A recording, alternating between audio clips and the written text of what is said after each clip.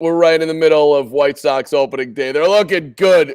South Side, rise up. But yes, this is a Chicago Bears Friday afternoon extravaganza with my guy, morning show host. I wake up to him every damn day, at least Monday through Friday. What's up, David Haugh? Good to see you, my friend. Hey, Carm, good a little counter programming here with the baseball teams. Well, at least one of them active. This is a very shrewd move by you. I listen, I'm always thinking ahead. I'm always planning. I knew the Cubs were going to get rained out today, and I knew that like the White Sox would just be killing the Tigers, that people would want to jump in. But I was listening yesterday morning, and you had Thank the you. mayor you had the mayor on opening day. She's breaking down Lonzo Ball, which was amazing. I did not know the mayor. I know she's a sports fan, but I didn't know she had that in her. And then she's telling, making a case that the Bears should stay in Chicago. And I'm a Bears should stay in Chicago guy, David Haugh. This is where they belong. Lakefront, historic, Jim McMahon, Dan Hampton. Give me bad hot chocolate that I used to sell as a vendor. We don't need to be going out to a fancy stadium in Arlington Heights. You're shaking your head at me. But, do you think that there is, is she just talking on your show just to say this so people know that she's trying and that's it? Or is for those Bears fans like me, should there be any optimism? That's my question. Well, I think until they work out the details, you have to keep some semblance of hope alive if you are a Bears fan that believes the best thing for them is to stay in Chicago. And I totally get the whole notion why the Bears belong on the lakefront. In a perfect world, that's exactly where they would stay.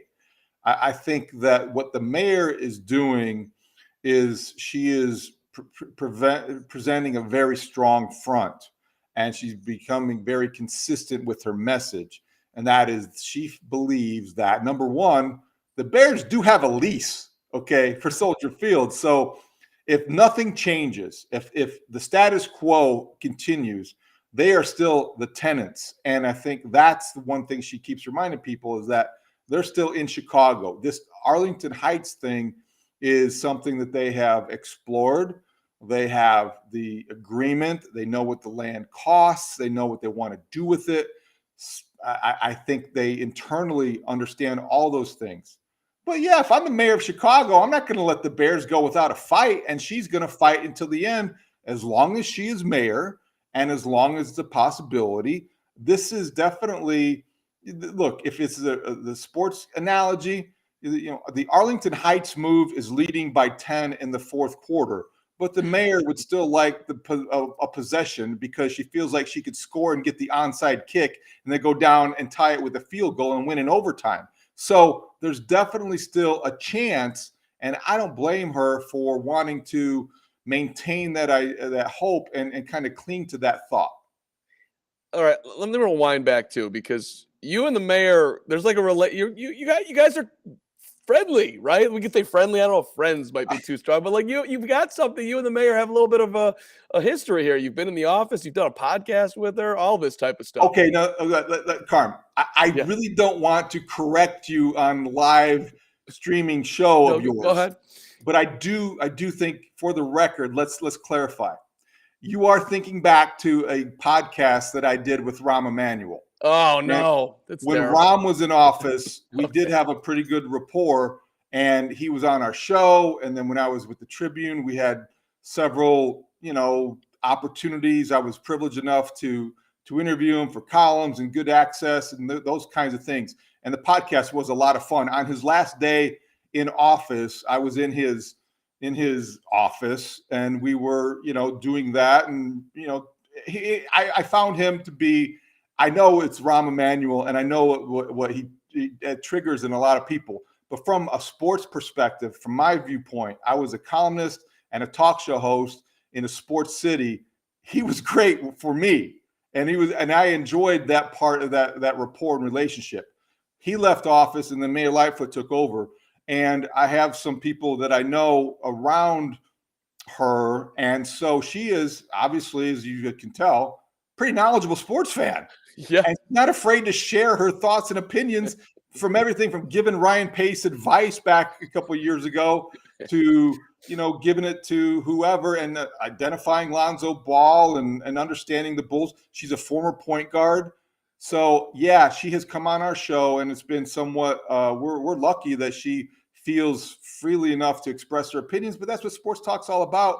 And she is the ideal guest because she's got thoughts and she's got takes, and they are definitely welcome to express on our on the score. She booted Craig Kimbrell out of town. She did. She was glad the Sox addition by subtraction. She was like every other Sox season ticket holder, and I just think everyone out there listening to her, like, yeah, she knows what she's talking about. Look, right? I think if you did a poll of approval ratings, her sports takes would probably be more popular to a lot of people than sometimes some of the other decisions that she makes or the way she comes across. But as a sports fan in Chicago, she has credentials that I think a lot of people can respect and identify with. What was interesting, because I was like, oh, good Lonzo take, right? Should trade Craig Kimbrell. But then she made, around the Bears, she's making the argument that it's better financially for them to stay in the city. And and then she's talking about fixing up the lakefront. I don't know what that would mean. I'm guessing there'd be more beer stands, and I don't know what she would do or what the city would do. And then, but I'm like, is this real? Could they actually make this? I don't know if you're an economist around this, David. I'm guessing probably I'm asking you to jump pretty far out on the ledge here. But like, is she? I was believing it. Like, maybe she's right that it is better for the Bears economically, which I did not think would be even remotely the case. Hold on, But let me go get my Wharton School of Business handbook that I just from my days there getting my MBA. No, I didn't. Look, what she is saying again is rooted in hope, and I think kind of immersed in politics. She can't give up and she can't give in, and I think that she can sell a lot of the ideas that surround the Bears staying at Soldier Field and the economic incentives that the city can possibly offer, or they can explore about some sort of, architecture. Short of putting a roof on the building, I don't know what else they could do that would make it more attractive than moving to Arlington Heights and building, a new facility. And here's why, Carm. When in the NFL, the way that the McCaskies and the way that billionaires make their billions is when they own their own stadium. And I think that's what the Bears have an opportunity to do here. They don't have to have a landlord. The city of Chicago no longer has to be involved, and they can still be the Chicago Bears.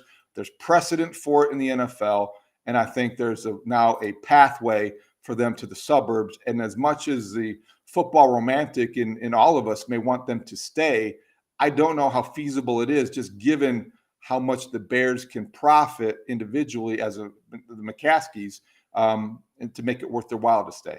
Yeah. And look, I mean, I haven't been to Soldier Field in a minute, so I can't act like I'm just having a great time tailgating in the South lot, because I'm not. I haven't seen George McCaskey over there, and if they leave in 10 years, that's a 60-year-old Carm pushing it. So how much does this really impact my life? I mean, I hope to. Carm, you are altruistic enough to think beyond your own mortality. I know that you want what is best for the next generation of sports fans. I get that. We all get that. You are the humanitarian that you are. But come on now. Let's all be realistic. The Bears have money that could be made, and in pro sports, that's going to be the driving force that fuels every decision. I do appreciate you bringing in humanity here, and just don't make it all about you jerk. Let's. There's other people in this world. There's 10-year-olds out there that in 10 years they'll be 20 and they'll be able to buy a beer at Arlington Heights, Soldier Field, whatever the hell it's going to be called, FanDuel Stadium, Arlington Heights. And hey, they'll be having a great time. I get it. All right. Enough with that. Then we'll just. Congrats on having the mayor on. I thought it was fantastic. Thanks. Yeah, good guess.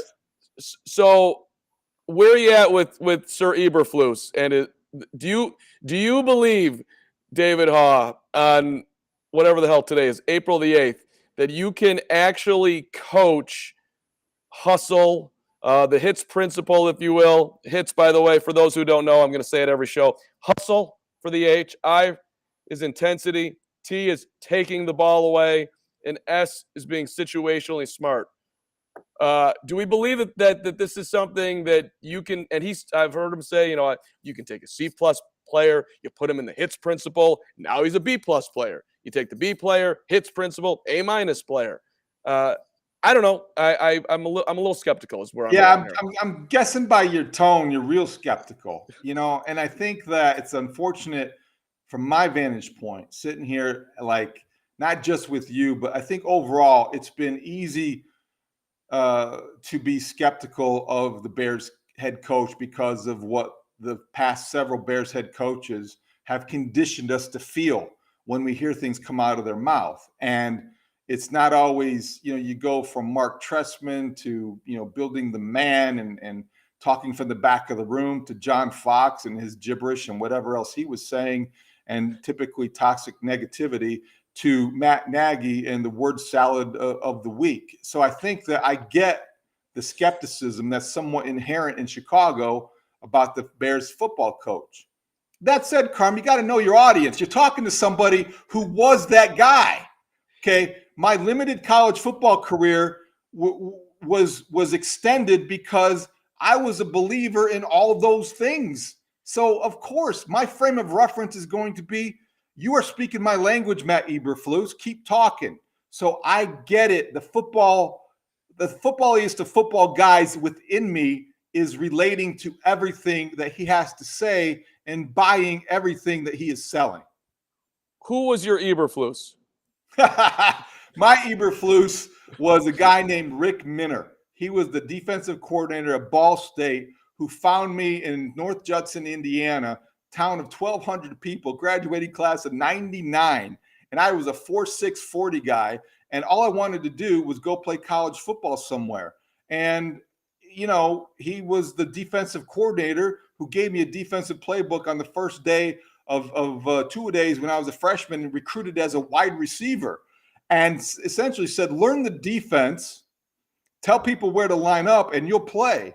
And sure enough, I learned the defense. I told people where to line up, and I started for 4 years. So he was my guy, and I was never a great athlete, but I was a starter at a good program in the Mid-American Conference and I played against Matt Eberflus, okay? So we have that in common. So I'm going to be somebody that gives a coach like that right now the benefit of the doubt, because it's football. And at some point in time, it is about the best player, but you've got to have that mindset and that mentality. And I give him credit for not being afraid to try to create it in Chicago. Hey, listen, for the record, I'm not. I like players who play hard. Let me start there.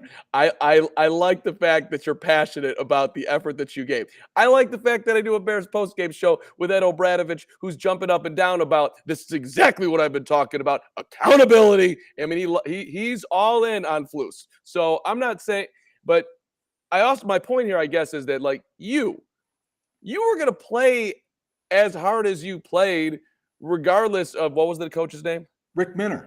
Regardless of if Rick Minner, you would have given that effort. Like Minner didn't bring it out of Haugh. Haugh already had it. Minner just gave you an opportunity. Am I missing something here? Yeah, you are kind of. You're minimizing the impact that a good coach can have on an athlete and his ability or her ability to close the gap between potential and production.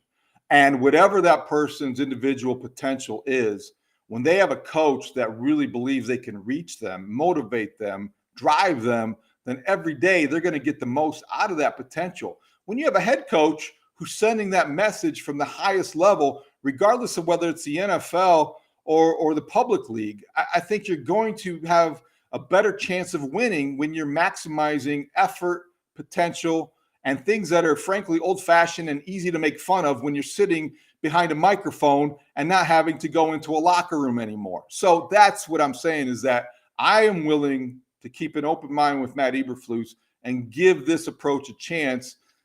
Just like I think we all were open-minded with the guys that I mentioned before, Trestman and Fox and Nagy, until it became, to the point where it didn't make any sense. And, at some point the results have to back up the rhetoric. But if you give him a chance to create, I'm not going to draw a conclusion before I have any results to judge.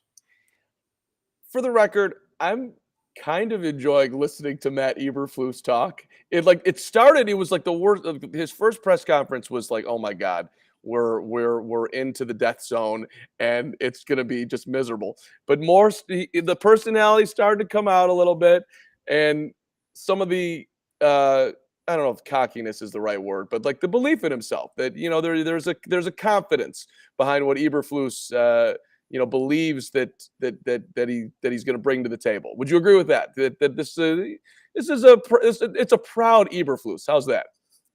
It amuses me, and it occasionally annoys me how people want to look at this 51-year-old man who's an accomplished professional who has had a lot of success in the coaching profession and wonder if he's going to wither under the responsibilities of his new job. He's a football coach. He coached in Dallas. He coached in Indianapolis. There's nobody outside his inner circle that doesn't feel like he's ready for this challenge. Of course he's going to be confident. This is a guy that goes into a room and he commands it with that confidence and because he believes in his character.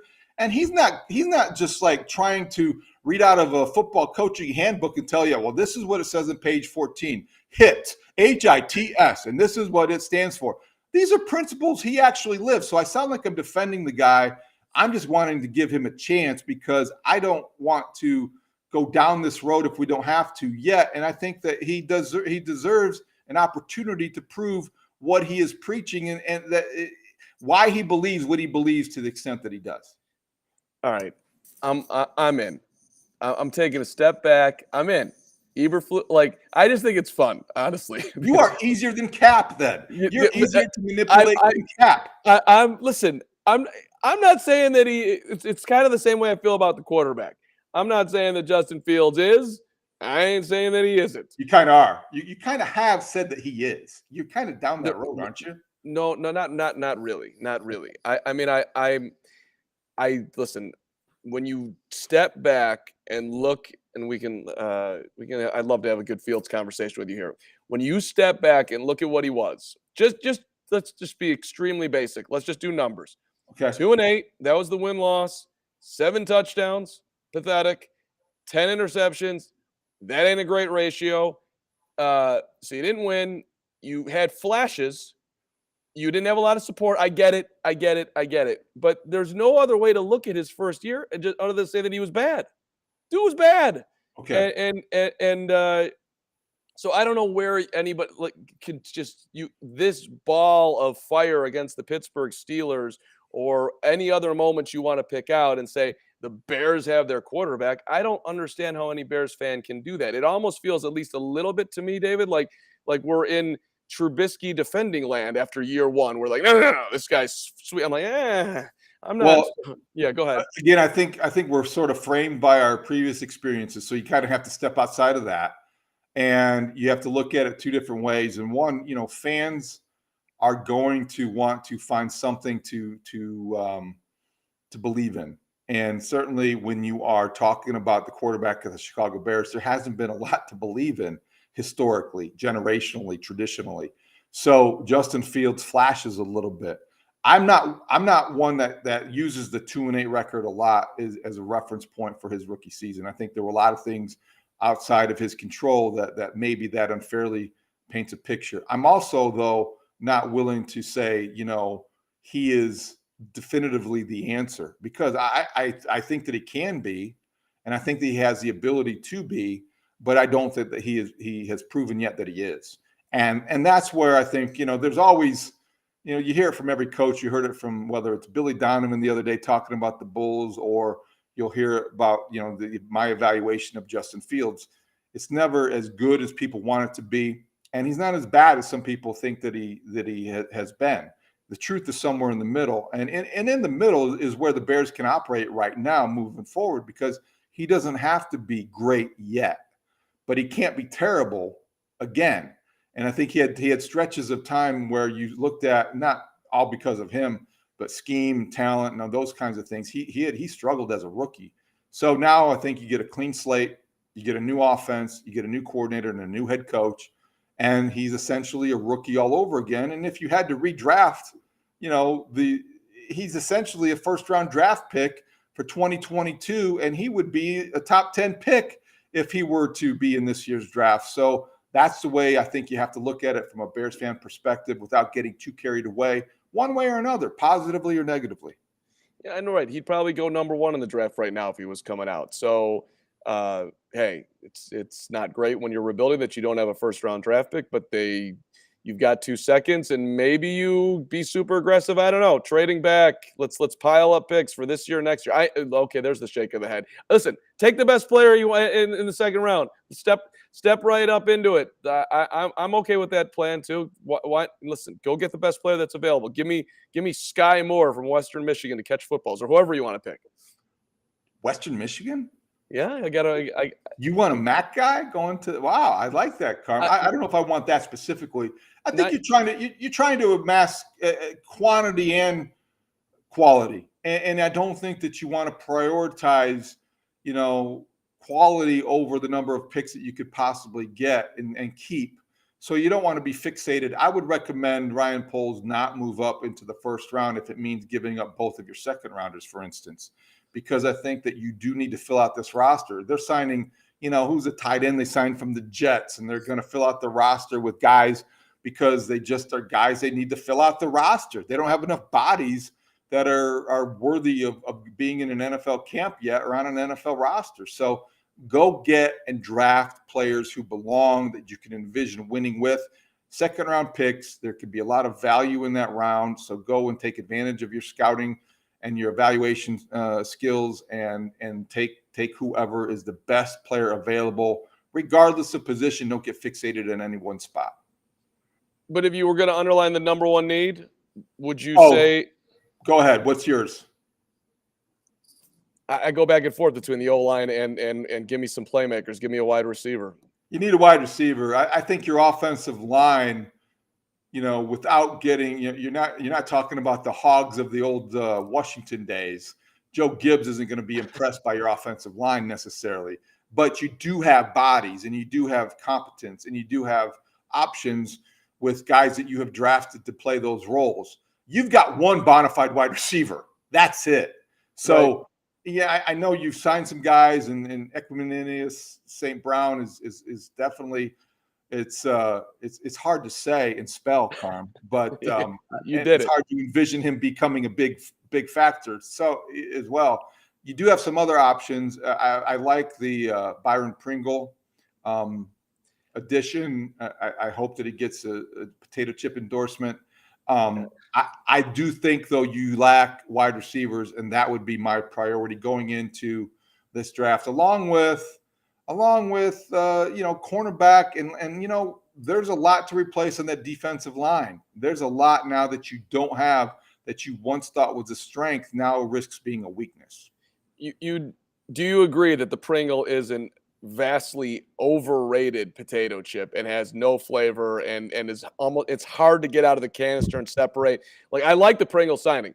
Carm, I have to say this though, you're really, by saying that, you're overlooking the different types of flavors for Pringles. They do have a pizza flavor. I think their cheddar flavor is very underrated. It's very tasty. Sour cream and onion. There's definitely a good potato chip there. I'm a Pringle fan, and I don't know if I'm better, I like Pringles more than Ruffles, but neither one measures up to popcorn, but that's a different story. Feel free to weigh in on the chat on your Pringle takes here. I haven't tasted a good Pringle. It would be so. I would have a Lay. I'd have a Ruffle. I'd go with a kettle cooked. There's a long list here. Well, salt and vinegar. Salt and vinegar crisps, as they call them in Scotland, where my wife is from. The salt and vinegar crisp, very underrated potato chip addition. Kind of a compliment to a good sandwich. Right. Now we're cooking with gas. My guy Patrick Allen weighing in. The Bears have to surround Fields with weapons. The most important thing is his development. Figure out the rest later. Protection up front and weapons. So he's speaking the language here. Well, I think so, but I do believe that they didn't start that way. They have started from the football and they have built out. And I do agree with that philosophy. They went out and they tried to get Ryan Bates from Buffalo. They have signed some interior linemen. And I think they started with Lucas Patrick. They stole him away from the Packers. So the Bears actually believe under Ryan Poles that you start building from the football on out. And I'm okay with that because I think it does start with protection, but it also starts with a running game with David Montgomery and that offensive line. And once you control and establish that, your passing game will be more potent. That's a guy that flies into my hits philosophy. Like, you don't have to. He doesn't need to coach up David Montgomery. That guy's going to play as hard as he can all the damn time, right? Well, he will, and you want him to buy in, though, so his effort level and his standards, they have an effect on everyone else in that locker room. Because what you're doing, and look, we can debate the corniness of the hits factor. We can talk about what we just discussed. But what Matt Eberflus is trying to do, and Ryan Poles as well, is establish a standard. And you're raising that level of everything at Haugh, and it's got to be raised because it had fallen too far since 2018. So what Matt Eberflus, all these acronyms mean is that the standard has changed, and there's going to be a higher degree of accountability at Haugh. Yeah, I'm actually like doing a psychological dive on myself as we're speaking here. Like, why does it bug me so much the language? Like, dude, I know why. I mean, I know why. You don't have to do that deep of a dive, Carm. I mean, it's low hanging fruit for sports media types. It really is. But I don't want to be that. I don't want to be that guy. That's like, that guy sucks. But go ahead. Yeah, that's okay. But I mean, that's why, though, because everybody, there aren't a lot of people that can look at, what Matt Eberflus has done as a defensive coach and criticize it. What he hasn't mastered, because I think you could say he's mastered being a schematic coach, the 4-3, the Tampa 2, whatever you want to describe it. He's a defensive coordinator who's had success. Guys in the sports media industry can't really look at that and say anything bad about it. But when he starts to talk, he's not a skilled orator yet. He doesn't have a command of what he needs to say and hasn't been coached well enough to command the room and to say things that won't invite the kind of mockery that has come from the hits principle. So people want to say, that's what I'm going to pounce on because that's what I could relate to. Boy, those acronyms are silly. Not really. They're not that bad. I'm going to take a quick left turner. Speaking of skilled orators, I was at the Bulls game the other night, and Barack Obama was in attendance. I want to know how much it hurts your media sensibilities that Carm on press row when Obama is introduced, that I just felt the need to rise up and cheer for the former president.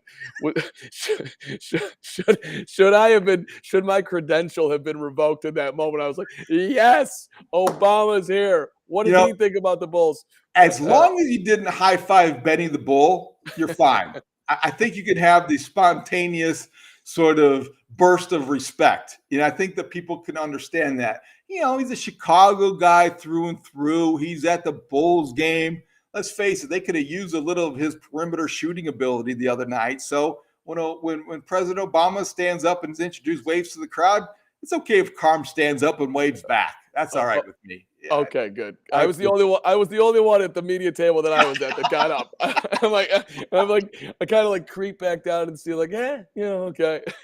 I mean, hey, that's right. I voted for him right here. Would take him back in a second.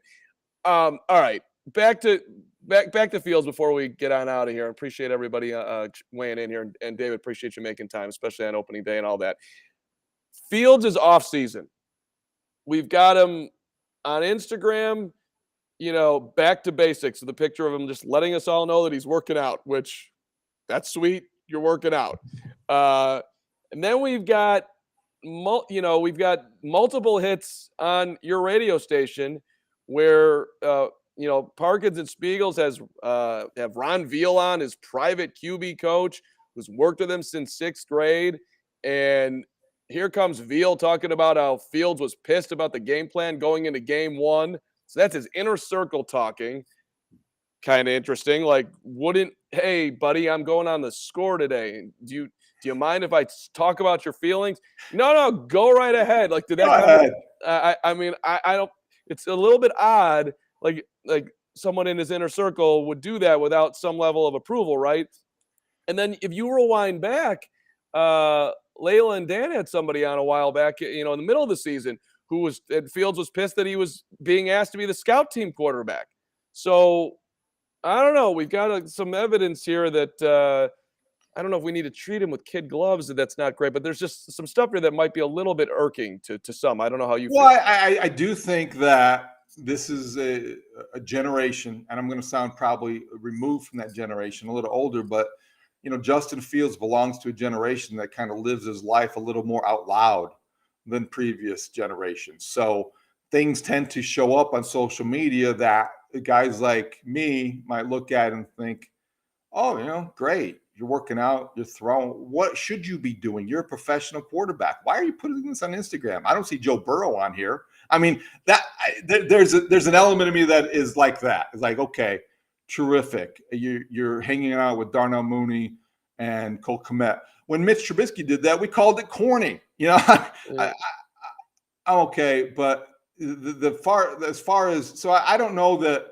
I need to. I don't get excited. I kind of more dismiss or just ignore when I see these guys who are working out on Instagram and are putting it out there for everyone to evaluate. I'm not exactly, say, oh, geez, he was 8 out of 10 in that IG live. I can't wait till tomorrow's. I'm not exactly counting down the minutes. Nor am I that, moved or affected by the fact that he was ticked off about the game plan against the Cleveland Browns, which stunk, by the way. And you didn't have to have a master's degree in football philosophy to understand that when the Bears tried to single block the best pass rusher in the AFC, it was not going to work. So I would be ticked off too if I were the quarterback receiving the brunt of that punishment and the result of that mistake. I am a little curious about how it got to the point where Justin Fields, a rookie quarterback who hasn't earned the benefit of the doubt yet, how that displeasure reaches a public forum like a 50,000-watt radio station in the city where he plays professional football. I don't know if that's the best idea because it does create sort of this idea that, he's complaining to somebody about something, and the complaining part is what you don't want your quarterback to be known for or even to be associated with, frankly. So again, he was a rookie. He endured a lot. He was on a bad team, put in a bad situation, and the coaching staff made it worse. When he starts over with this new staff, with this new offense, I think everybody starts clean, and I guess that's the way I'm going to approach it. Yeah.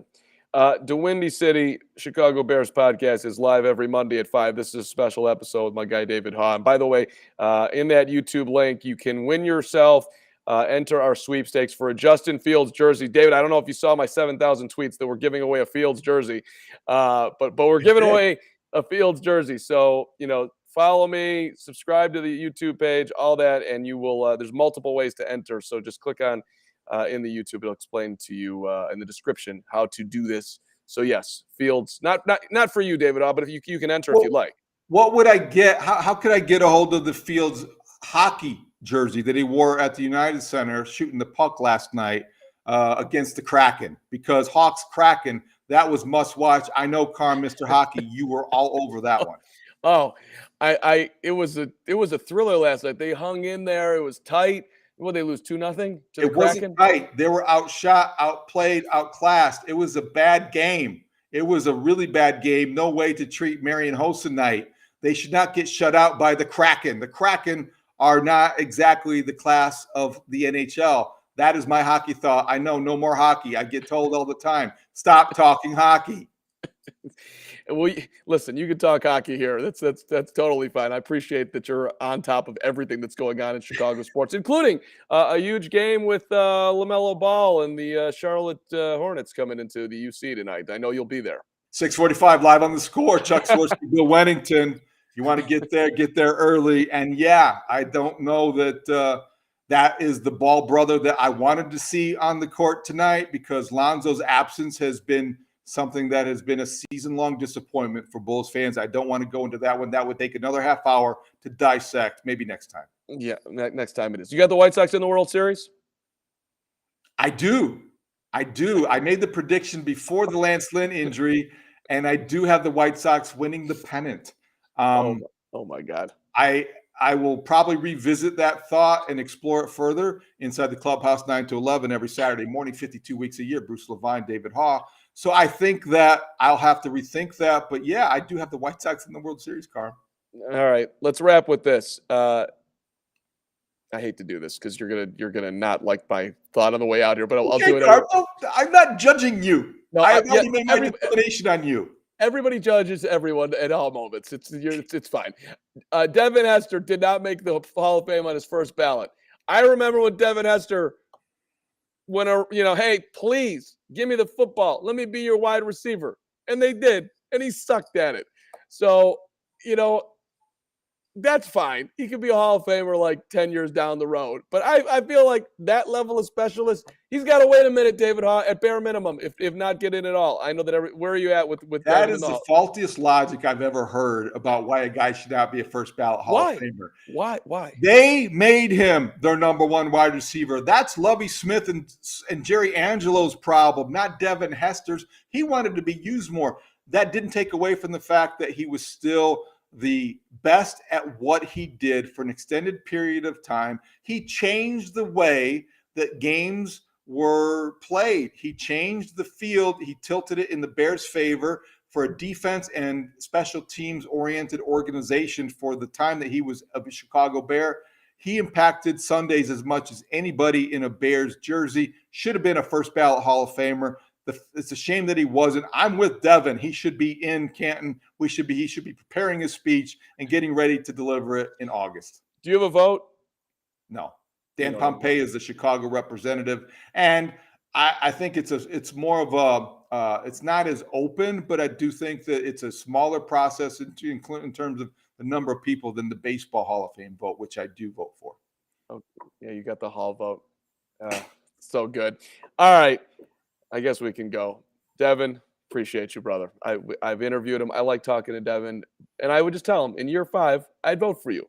But he's a Hall of Famer in 2027. He's a Hall of Famer in 2022. Cordarrelle Patterson has more kickoff returns for a touchdown. You just like him because he gave you an interview, because he showed up on your podcast. And he wasn't even that good, Carm. Are you saying on the interview he wasn't good, or on the field? On the interview. You did a tremendous job trying to pry information away from him, but he was as guarded. He should be playing defense as guarded as he was during that interview. Yeah, thank you for watching. It was not an easy one. I should get extra I watch everything you do, Carm. I'm a big fan.